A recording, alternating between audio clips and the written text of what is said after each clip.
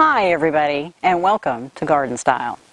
So today I thought I would cover some things that we can do in the garden for the month of September.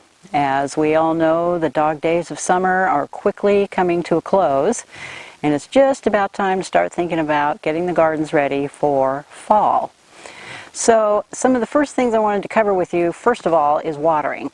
For those of you who've been living in parts of the country where we have seen no rain since the end of May, beginning of June, we are desperate for some rain.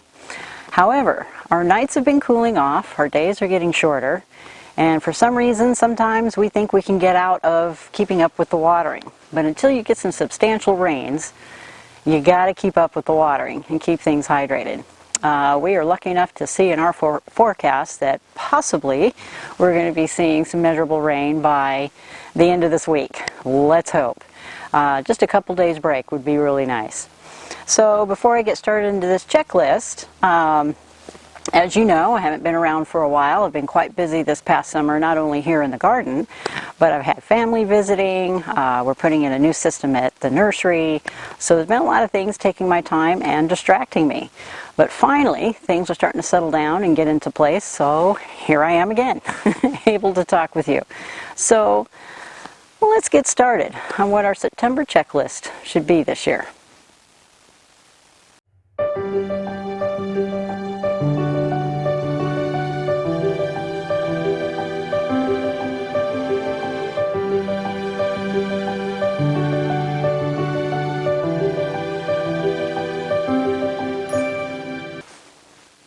Okay, so let's get started on this list. So what I'm going to cover today are a lot of things that I'm looking at doing here in my own yard, and I just thought I would relay some of that information to you folks. So once we know that our plants are well hydrated, what else is there to do? Well, lots actually, as we start to get prepared for fall. What I'm enjoying most is the fact that our days are a little cooler than what they used to be, so it's a little more enjoyable to be out in the garden. So the very first thing I'm going to start paying attention to is my lawn. My lawn has suffered greatly this year just because you can barely keep up with keeping it watered. And there's times where you just finally give it up and let the lawn go dormant until the fall. And whether you know it or not, the fall is probably the best time of the year for you to revitalize your lawn.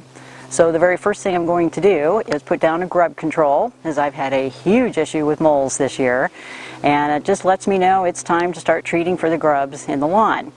You figure if you take away their food source, the moles are going to go somewhere else. So that's what I'm doing in my lawn to start with.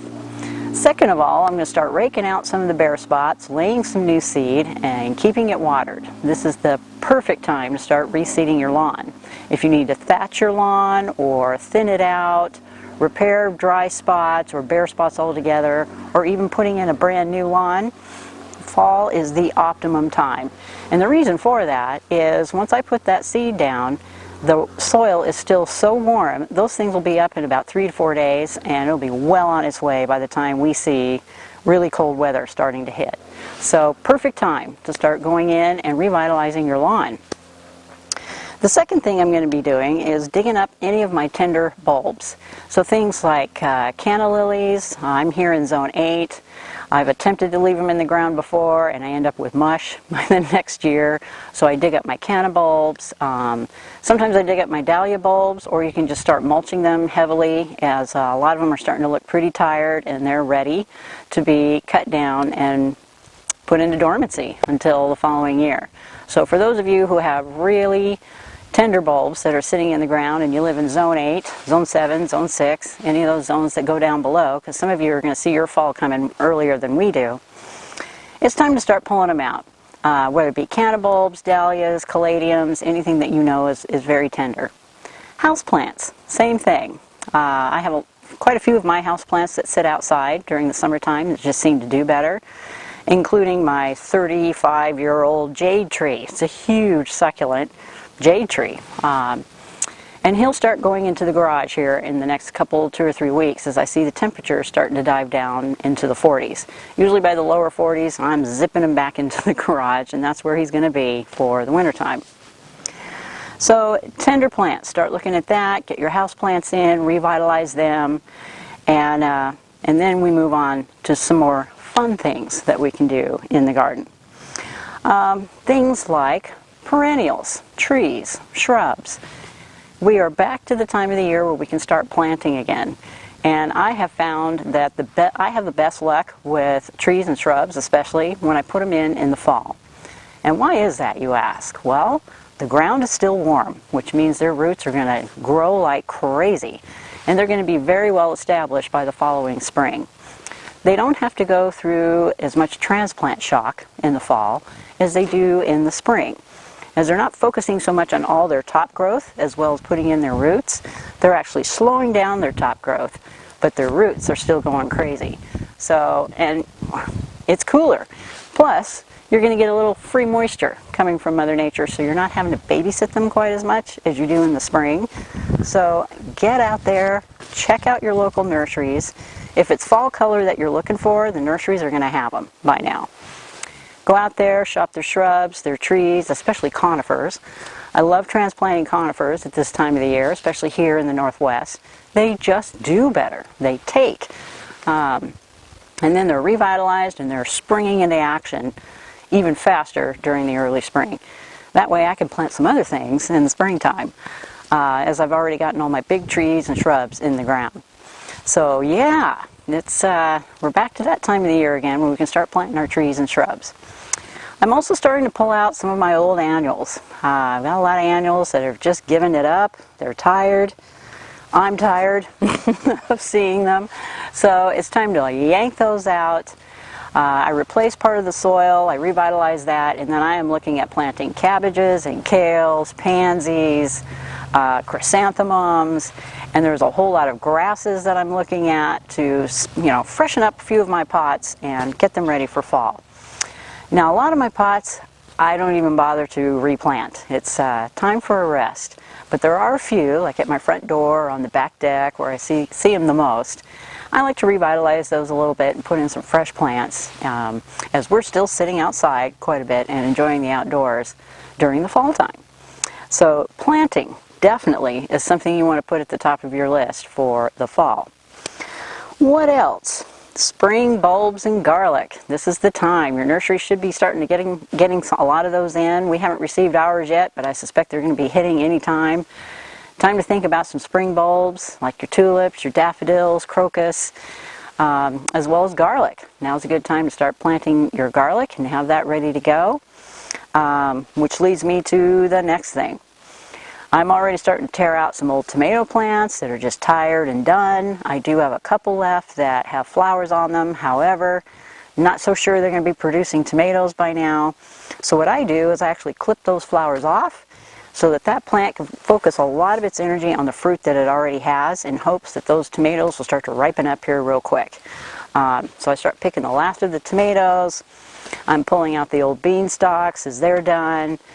And what I'm doing now is adding chicken manure to my veggie beds and revitalizing them as I'm going to go in and planting lettuce seeds and broccoli and cabbage so I can get one more shot of those cool season veggies before we see our first frost. Now normally here in the Northwest in Zone 8 we don't see our first frost until November. So that gives me plenty of time to get some seeds in the ground, but you got to do it quickly as we're already entering into the middle of September. And you need at least 8 to 10 weeks in order to see a full crop of your cold season veggies, except for maybe lettuce. But it's not too late, so you can get in there, get your seeds in, and if nothing else, visit your local nurseries and pick up some plants, some vegetable plants, if you want to get that last shot in the veggie bed. So, good time to look at that. Another neat thing I like to do is I like to take pictures. If I've got some problem areas in the garden or areas that I want to find some plants for or making a plan, now's the perfect time of the year to start taking pictures. While everything is fully grown, you can see what the space allocations are for your plants and start already putting together a plan for the following year, or look to transplant plants that you have in the yard that you would like to see get moved somewhere else. Fall is perfect for transplanting. And here in Zone 8, we have a little more tepid temperatures here, so we can start that right away. I have a couple of large Hinoki cypress trees, they're trees now, sitting in pots on my deck, and they've been in there for about 2 or 3 years, and it's time. So they are destined to move out into the front yard, into a spot I already have chosen for them. And so now I'm going to prepare the spot and get ready to move them. And if there are other plants that you have in the yard that you see aren't doing well in their particular spot and you need to move them, this is the time to do it during September and October while the weather is cool and they're getting ample water. Now's the time. So go ahead, get out there and start transplanting.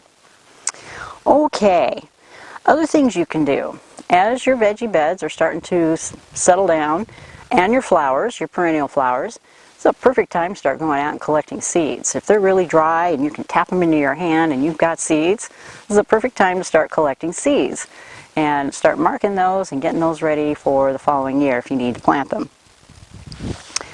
Mulch. This is my next step. As soon as I'm done with all the rest, I need to weed out the beds. You got to keep up with those weeds, as a lot of them are perennial and they're just going to keep on growing whether you're out there or not. So I'm weeding out the beds, and I'm also laying a nice layer of mulch underneath my plants. I'm also checking a lot of my plants to make sure mulch hasn't moved up against the stems themselves. That's really bad for us here in the Northwest. You don't want too much hitting the stems during the wintertime because it is so wet during our winters.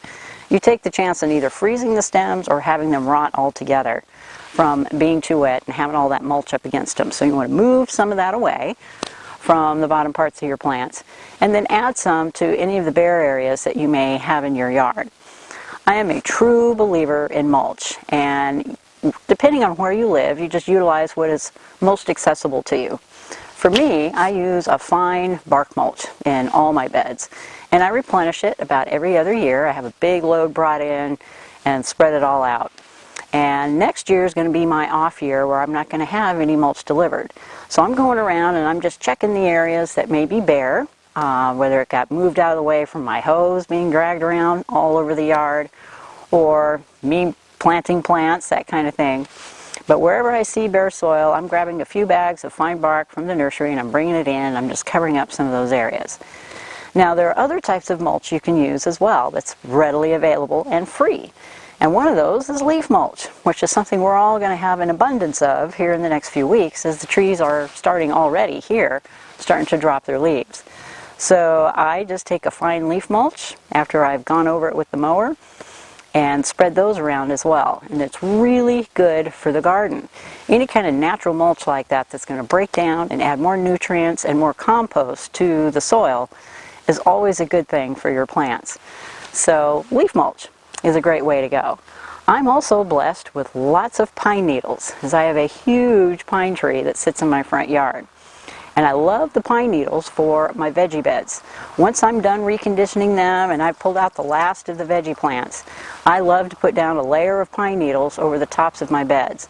So when we get those huge downpours of rain, it's not going to wash all those nutrients and all the good stuff out of that soil. It acts as a barrier or a blanket. And it also guards against weed seeds landing in there before the following year. And I just find it much easier for me to go in there and rake all those pine needles out of the way when I get started in the veggie beds for the following year. So mulch, that's huge that you want to check on in your gardens. I also edge all my beds. I go around and I just give a quick edge to all my beds, because I find grass still grows here during the winter time and it likes to creep in there and start creeping back into my garden beds. So I go around real quickly with a half moon shovel or a straight edge shovel and do a quick edge around all my beds just to get them crispy again. It makes it easier for me to mow, and it keeps the grass and those darn weeds from growing right back into your garden beds.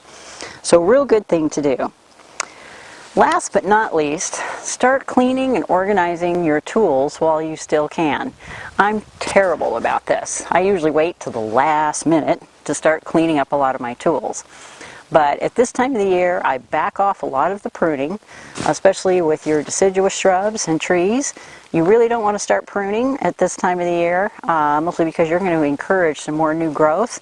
And you don't want a lot of that tender new growth being frozen if you were to get your first frost. And a lot of times it's just all about timing.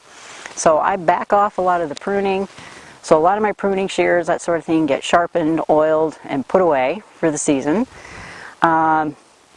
But then there's other things like your perennials. If there's perennials out there that still need to be trimmed, some have already fallen over, they look bad. Those are the kinds of things I go in and I still trim up and cut back. Some of them like my coneflowers, echinacea, will produce great seeds for the birds, so I leave those behind in the garden. And anyway, it makes cleanup a lot easier in the spring for some of those. If I just leave them, let them die back, usually by the springtime I can just pull it right out and clean it right out.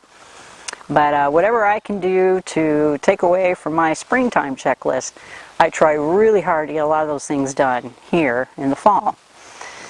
So, there's a few things you can do during the fall. My favorite thing, of course, is being able to plant some fresh plants in the garden, especially in my containers. And your nurseries now are receiving all those types of things. Echinacea, rudbeckias of all shapes and colors can be planted in the garden right now, just to freshen things up and make things look good as we start thinking about that W word, winter. And that's not very far away. So let's get out there, enjoy the cool weather, and become one with nature for just a little longer while we still can. All right, you guys, it is great to be back. Glad to be here in front of you again to talk a little bit more about the garden. I'm going to be talking about one of my favorite plants in my next video, and that is heaths and heathers. And I'll explain to you what the differences are between the two. So I'll have some specimens here I can show you, and they're just fantastic out in the garden. So I wanted to do a little blurb about those. Meanwhile, if you want to leave any comments or questions, you can leave those in the description box down below, or you can email me at gardenstylenwest@gmail.com. Hope you all had a fantastic summer, and let's welcome fall. Talk to you soon. Bye for now.